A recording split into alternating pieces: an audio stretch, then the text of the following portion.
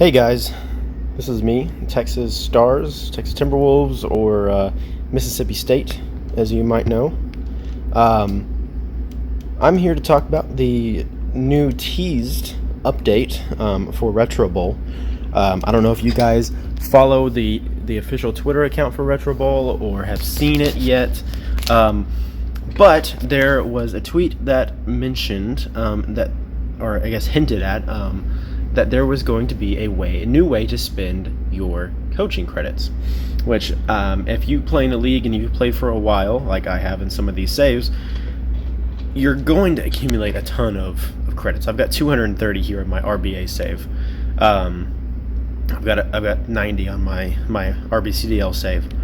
So he added is an option to increase your salary cap room for spending coaching credits. Now, at first you're like, oh man, like that's.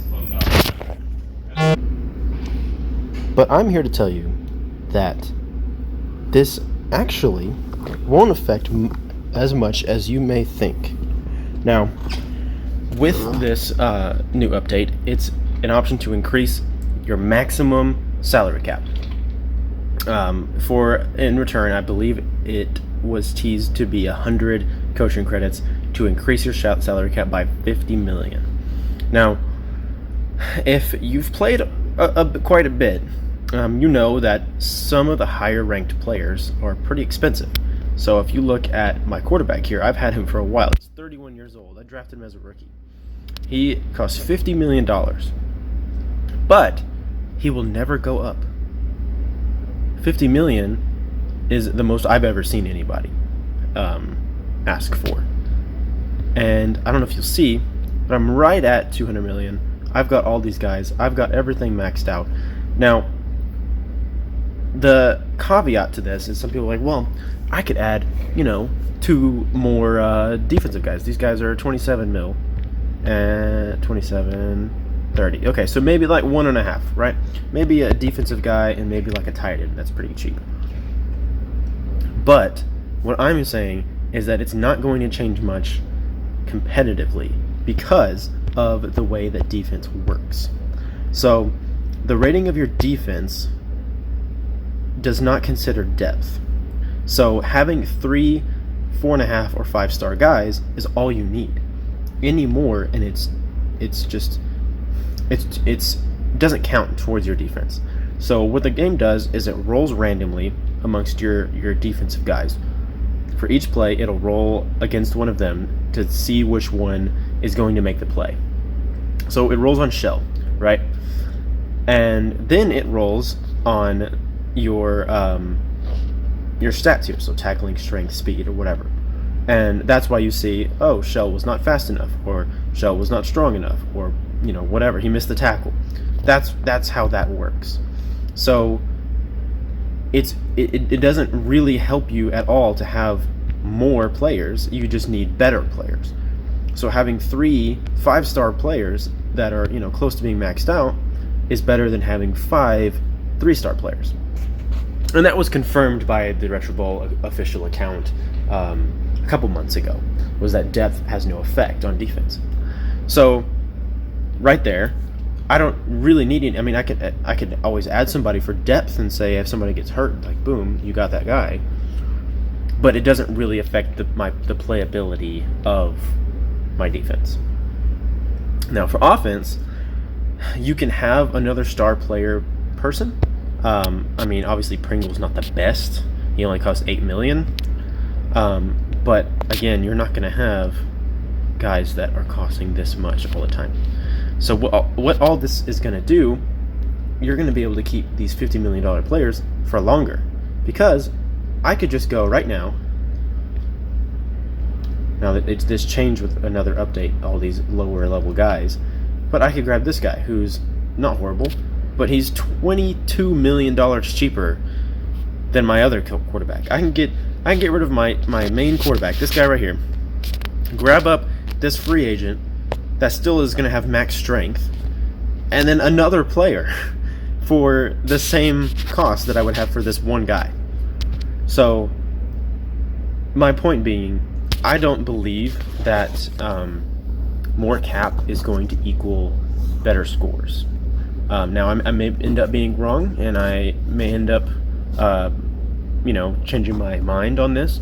But for the way things are set up right now, and the way what we know about the game, I don't believe there would be any more of a competitive advantage with a higher salary cap, other than being able to hold on to players for longer.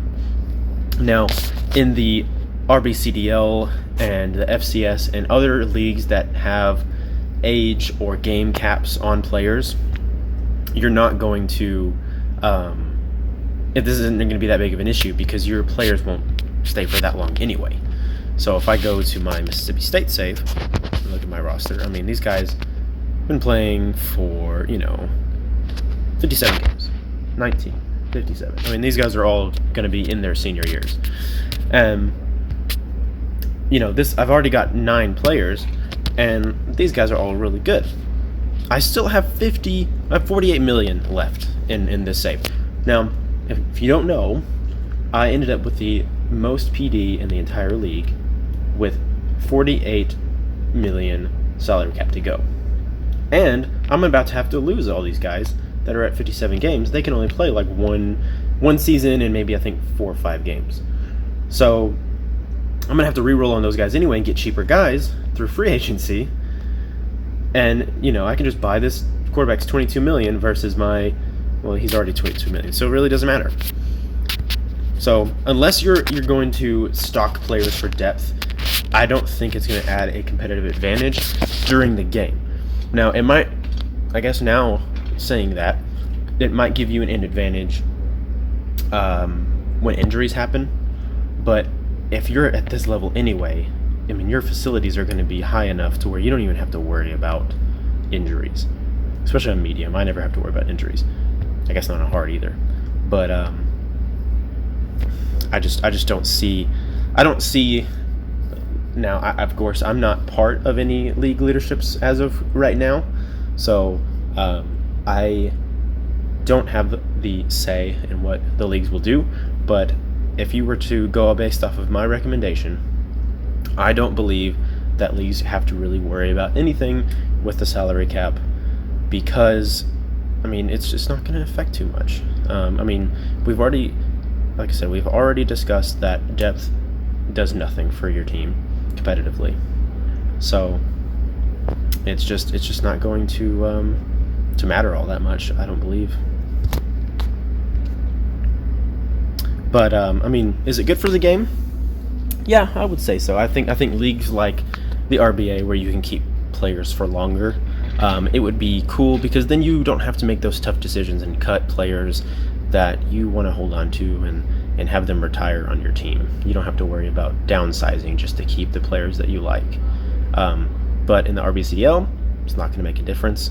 I think RBCDL, you'll see more people buying and drafting players that they want to develop as backups. And so when it comes around that their guys graduate, they can just put in those guys they've been benching for 2 seasons.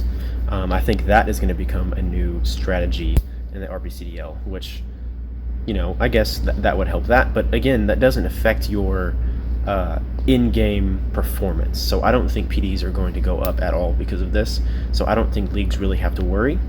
I think it's more of a roster management situation than it is a performance situation. But yeah, I mean, if you guys think differently, if you guys have a different opinion or you have a point, please comment and we can talk about it, because this is what part of the community is. This is the reason why Retro Bowl is so awesome, is because of people like me and you guys that talk about the different changes and about how they may affect the game and what we would like and what would help leagues and what would not help leagues and what would be more fun and what wouldn't. So please, continue the discussion. This is a cool, it's awesome that he's still updating this game, because there was a rumor that there weren't going to be any more updates and that we were going to wait on a potential sequel to the game. So the fact that there's something in the pipes is really awesome for us in our community. So so definitely comment down and tell me what you think.